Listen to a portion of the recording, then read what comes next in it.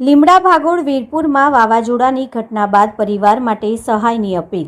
લીમડા ભાગોળ વીરપુર ખાતે રહેતા વિજયાબેન મહેન્દ્રભાઈ શ્રીમાળી તથા અમિતકુમાર મહેન્દ્રભાઈ શ્રીમાળીના રહેણાંક મકાનમાં થયેલી વાવાઝોડાની ઘટનાથી ભારે નુકસાન થયું છે। તસવીરમાં જોવા મળેલ છે કે ઘરનો મોટો ભાગ વેરે વિખેર થઈ ગયો હતો અને ઘરવકરી તેમજ દૈનિક ઉપયોગની વસ્તુઓને પણ નુકસાન પહોંચ્યું છે।